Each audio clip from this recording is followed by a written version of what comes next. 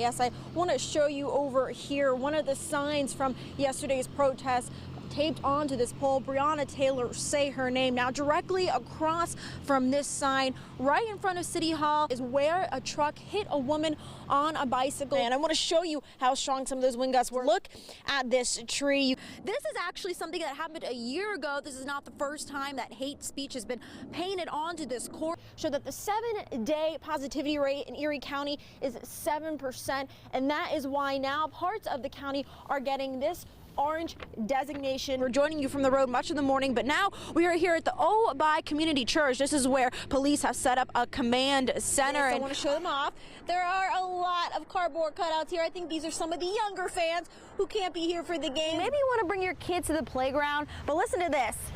This slide is pure metal, and if it's going to be in the 90s or high 80s, you can only imagine how hot a slide like this is going to be. It all started after he saw an Instagram post. I want people to see this long line of cars here. Okay, so these are all the salaried workers who are coming to work at GM today. Look at this long line. These are all the ones that are waiting to pull into work. Good morning. Well, along here on Old Fall Street is where her family believes that maybe she might have walked on her way to Niagara Falls State Park.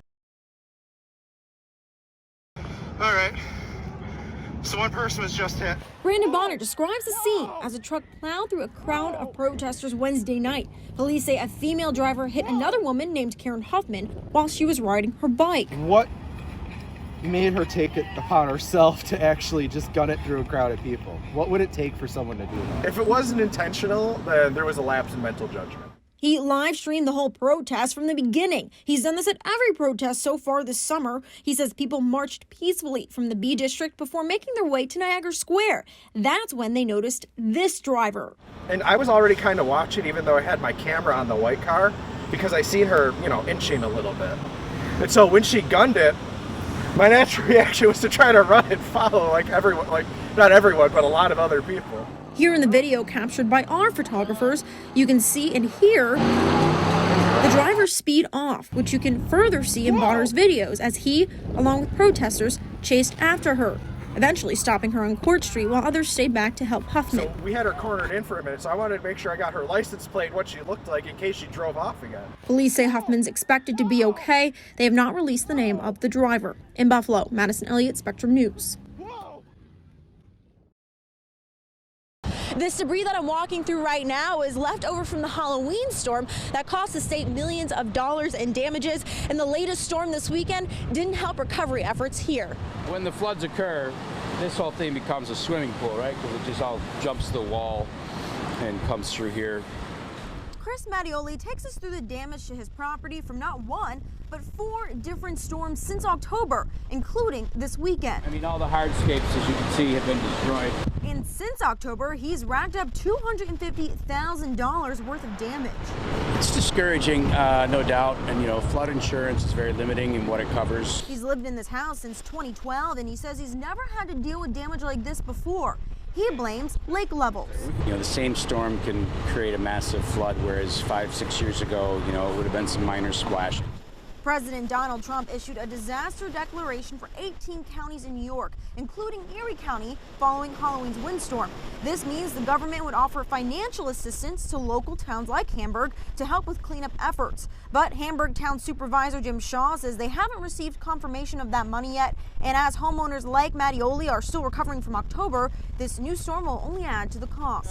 There's terrific devastation again. Water damage along the property lines of homeowners all along South and Mid-Shore. This is tough stuff for these people. Shaw says the town applied for a FEMA mitigation grant in hopes that someday they can build revetments or break walls out into the water to break the force of waves. But until then, there's not much neighbors can do except brace for more. Storm season's not over yet, so there could be more.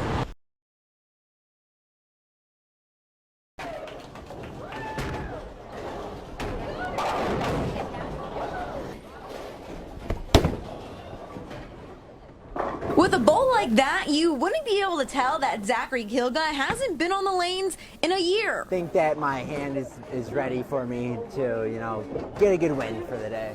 And he did it again and again.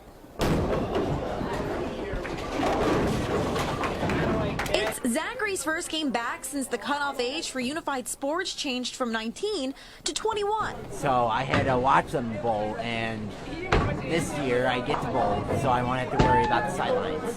His mother, Margaret, told us back in May she's been fighting for this change since last fall when Zachary first aged out. He's one of 6 students at Clarence High School that wouldn't have been able to compete this year, and it would have been Zach's second year of sitting out. But now he doesn't have to. It's big. It's big for me and my family, for me at least.